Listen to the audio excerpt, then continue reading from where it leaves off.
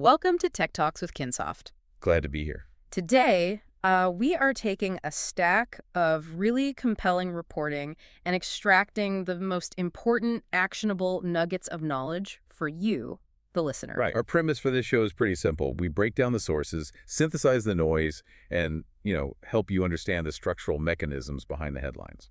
Exactly. Yeah. And to start off this exploration, I want you to imagine something for a second. Okay. Imagine waking up tomorrow morning and discovering that your local city government has effectively been thrown into a time machine. Just completely rolled back. Yeah, exactly. The dial is set straight back to the 1980s. There is no email. There are no online payment portals. Wow. The city council meetings, which you usually stream from the comfort of your couch, are suddenly operating entirely offline. They are relying on physical paper and in-person attendance.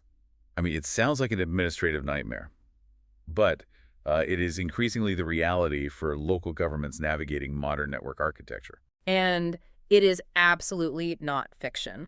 Our mission today is to analyze the March 2026 ransomware attack that completely paralyzed Foster City, California. Yeah, a really significant case. We are pulling from on-the-ground reports from the Record and GovTech to map out exactly what happened. We are going to look at why small, budget-constrained municipalities are increasingly finding themselves in the crosshairs of highly organized cyber criminals. Right, and we'll explore what digital resilience actually requires in practice. It is a really critical analysis. We often analyze cyber warfare through the lens of massive corporate conglomerates, right, or federal agencies. But the reality on the ground has shifted rapidly to these softer, localized targets. Yeah, that's a great point. And to set the stage for you, the listener, think about a city's IT infrastructure as a digital nervous system. It connects everything from public works to police dispatch and utility billing. Everything relies on it. Exactly. So when a malicious actor strikes, the entire body basically has to freeze to protect the vital organs. That's a really good analogy. So let's unpack the timeline of this freeze. It was Thursday, March 19, 2026. IT staff in Foster City, which is a Bay Area municipality of about 34,000 people, identified what they initially flagged as suspicious activity. Right, the classic red flag. Yeah, and they quickly confirmed they had an active ransomware infection on their networks. And the immediate fallout was, it was severe. The city effectively suspended most non-emergency services instantly. Just pulled the plug? Completely. Phone systems went offline, email went down. Online access to city services was completely disrupted. It was a total communication blackout for standard civic machinery. Wow. And as you mentioned with that retro pivot earlier, city council meetings could no longer be held on Zoom. They had to transition strictly to in-person sessions. Okay, let's unpack this, because pulling the plug on your own network sounds like a chaotic reaction. It does. We always hear about taking systems offline to stop the spread, but I want to push back on that logic a bit. Doesn't hard shutting down a network mid-attack run the risk of corrupting the very databases you are trying to save? Like if a critical database is in the middle of a write operation. Oh, absolutely. That is a highly debated point in incident response. Yeah. And you are right to highlight the risk. Hard killing a server can absolutely cause data corruption. Right. But what's fascinating here is the technical calculus behind that triage choice. When ransomware executes, it needs to communicate with the attacker's command and control, or C2 server. Okay. The malware has to phone home to exchange the public encryption keys before it can start locking up your files. Oh, I see. Yeah, so by taking the network offline, you aren't just hitting a panic button, you are actively severing that C2 connection. If the payload can't complete that key exchange, the encryption process halts. So you accept the risk of localized data corruption to prevent a network-wide cryptographic lockdown. Exactly. It's a trade-off. So it is a calculated amputation to stop the infection from moving laterally. And we saw that triage applied specifically in Foster City. While routine services flatlined, they ensured that 911 and police dispatch deliberately stayed functional. Which is critical, obviously. Right. The police direct lines did experience a brief outage, but they were restored by Friday night. And then we saw City Manager Stefan Chatwin declare a local state of emergency. Now, my instinct is to read that as a legal maneuver rather than a purely operational one. You're spot on. It is entirely a strategic administrative step. Declaring a state of emergency specifically unlocks mutual aid. It opens up supplementary financial support and rapid procurement protocols that bypass standard municipal red tape. Because they just don't have the time to wait. Right. I mean, a town of 34,000 people does not have an idle bench of digital forensics experts waiting around. They needed outside incident response firms immediately. And that declaration was the legal mechanism to authorize those resources. Exactly, without waiting for a month of city council budget approvals. But taking the system offline is just a tourniquet, right? It doesn't tell us how the attackers got past Foster City's perimeter in the first place. Which brings us to the anatomy of the target. Yes, the how and the why. Right. And there's a massive geographic irony here. Foster City is physically located right in Silicon Valley. It's about 30 minutes south of San Francisco. It basically serves as the headquarters for major tech companies. Yeah, you would assume the proximity to tech talent would translate to better municipal defenses. Exactly. But they remain highly vulnerable, and they are not an isolated case. Oakland, San Francisco, and Hayward have all been battered recently. It's a clear pattern. And furthermore, just hours after the Foster City attack began, the Los Angeles Metro Service reported unauthorized activity that forced them to limit their own internal administrative systems. Yeah, the timing on that was wild. Right. Customers couldn't see arrival times on station monitors or easily add value to transit cards online. And LA Metro actually enacted a very similar response protocol to Foster City. They proactively restricted their internal systems to contain the lateral movement. So everyone is using the same triage playbook. Pretty much. But to address how these attackers are bypassing the perimeter, we really have to look past the outdated idea of a hacker sitting in a basement guessing a password. Right, it's not a movie. Exactly. The reporting from GovTech, citing cybersecurity incident response manager Jake Tarrant, points to a much more systemic issue. Attackers are frequently utilizing initial access brokers, or IABs. Initial access broker. Yeah, these are specialized groups whose only job is to find vulnerabilities, like unpatched virtual private network gateways or exposed remote desktop protocol instances. They secure a foothold, and then they literally just sell that access to ransomware cartels. Wow. So it's basically an entire supply chain for cybercrime. It is. So instead of trying to brute force a lock, the ransomware gangs are just buying a forged ID badge from a third-party vendor on the dark web. That's a perfect way to put it. And once they authenticate through that unpatched VPN, they are inside the perimeter. Like a burglar bypassing the front gate? Exactly. And from there, they aren't just wandering around aimlessly, they are actively targeting the domain controller. They use tools to scrape credentials in memory, aiming to escalate their privileges within Active Directory. And if they get those admin rights, it's game over. Yep. If they compromise an administrator account, they essentially own the entire network architecture. They can deploy their encryption payload globally across all endpoints simultaneously. That is terrifyingly efficient. It really is. Right. And if we connect this to the bigger picture, you start to see why small municipalities are such lucrative targets for these tactics. Because of the budgets. Right. Tarrant lays out a pretty brutal reality. Right. Local governments possess enterprise-level responsibilities. I mean, they manage critical utilities, highly sensitive human resources files, public infrastructure records. Right. Really valuable data. Yeah. But they operate with small business-level budgets.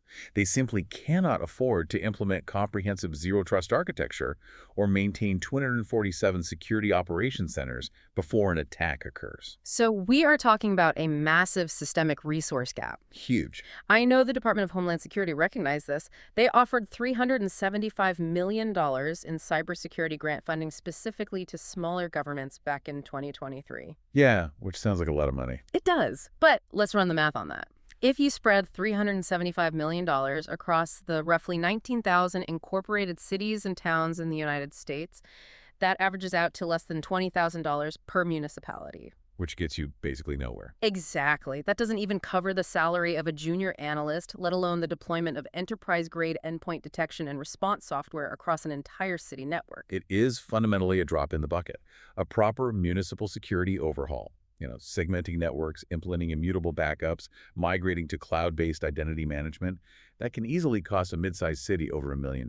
Yeah, $20,000 is a joke in comparison. So you are putting a local IT department, which is historically understaffed and underfunded, up against highly organized, well-funded international crime syndicates.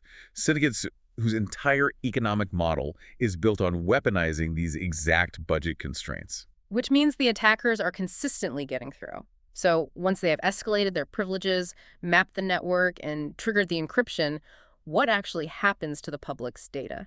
That's the messy part. Yeah, and how does a city actually claw its way back to normalcy? Because for Foster City, the reality was stark. Officials issued a warning stating that public information may have been Right, accessed. which is always the fear. City Manager Chatwin had to urge anyone who had done business with the city to change their personal passwords, and experts recommended freezing credit. And that places an enormous burden on the residents.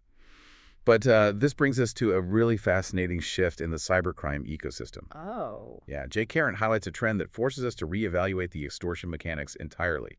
He notes that fewer victims are actually paying these ransoms anymore. Wait, really? I find that counterintuitive. It does seem that way at first. I mean, if a cyber cartel exfiltrates highly sensitive internal communications or social security numbers from a city's HR department, wouldn't the city feel immense pressure to pay to stop that data from being published? Historically, yes, absolutely. Right. But the industry is experiencing what's being termed ransomware fatigue. Ransomware fatigue. Yeah. The leverage of double extortion, where attackers encrypt the network and threaten to leak the stolen data, is rapidly diminishing. Why is that? Well, the public's data has been compromised, leaked, and sold so many times across major breaches, at credit bureaus, healthcare providers, and telecommunications companies. Oh, so everyone's data is already out there. Exactly. The threat of exposure just doesn't carry the same existential weight it did 5 years ago. Okay, here's where it gets really interesting to me. If a city refuses to pay because of this ransomware fatigue, what actually happens to that data? Does the cartel just delete it and walk away? Rarely. The data still holds marginal value. If the victim doesn't pay, the attackers usually dump the exfiltrated data on dark web leak sites. Right. And from there, data brokers scrape it, bundle it with thousands of other breaches, and sell it in massive aggregated packages to other cyber criminals, usually for identity theft or targeted phishing campaigns. Wow, so it just becomes part of the background noise of the dark web. Yeah. But the primary extortion leverage, the idea that paying the ransom will somehow protect the data, is widely recognized as a fallacy now. Victims are realizing their data is likely going to end up in a multi-breach bundle regardless of whether they pay the cartel.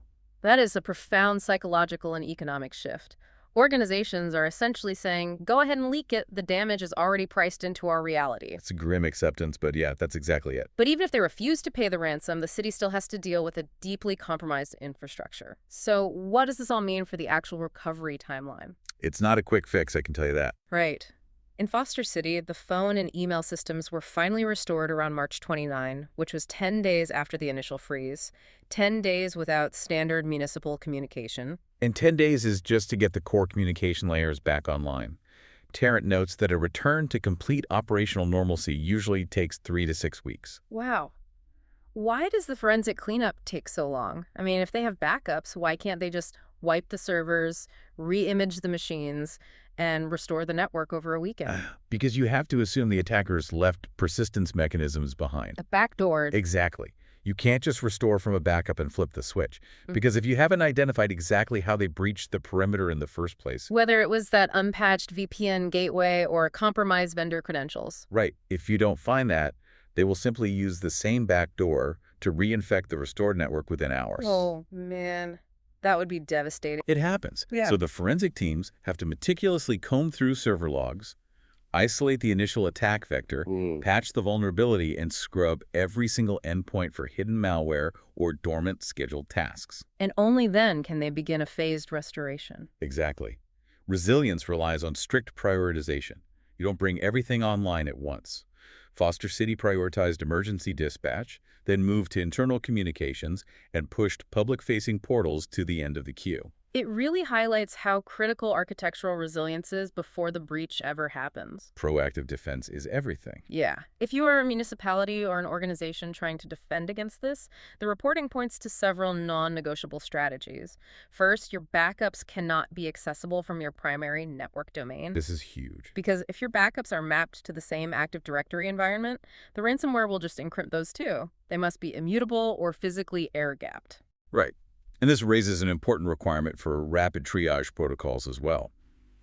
Organizations need to know exactly who has the administrative authority to sever the network connection to the internet at 3 a.m. on a Sunday. Right, you can't be calling a board meeting in the middle of the night. Exactly. Hmm. Delaying that decision by even an hour while waiting for executive approval can mean the difference between a single compromised server and a totally encrypted domain. And finally, you have to transition towards zero-trust architecture. We can't rely on the old model of a hard perimeter and a soft interior. The castle and moat model is dead. Yeah. Every user, every device, and every application needs to continually authenticate and prove it has authorization to access specific data. That limits the lateral movement we discussed earlier. This exploration of the Foster City attack really maps out the realities of the modern threat landscape. It is not just about nation-states attacking critical infrastructure. It is about local transit agencies and city councils fighting for the basic operational capacity to function. Right. The attack surface has expanded to every organization that relies on digital connectivity, making localized resilience the most critical factor in mitigating these disruptions. Which leaves us with a final, unsettling thought to consider. Oh, I'm ready. We explored this concept of ransomware fatigue earlier, the reality that victims are increasingly refusing to pay because the threat of data exposure has lost its leverage. Yeah. So if this trend continues, how will the economics of these cyber cartels adapt? They are highly organized businesses that need revenue to sustain their operations. They won't just give up. Right. If they can no longer reliably extort organizations by holding data hostage, will we see a shift in their methodologies? That is the big question.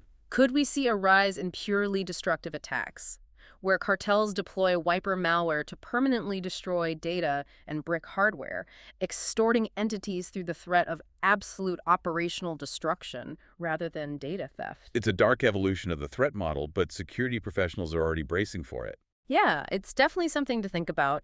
To ensure your own business or organization doesn't end up structurally compromised, disconnected, and relying on analog workarounds to survive a month-long recovery, you need to proactively secure your architecture. Don't wait until you're breached. We highly recommend you visit www.kinsoft.com.au to discuss your security and IT needs before an initial access broker tests your perimeter. Great advice.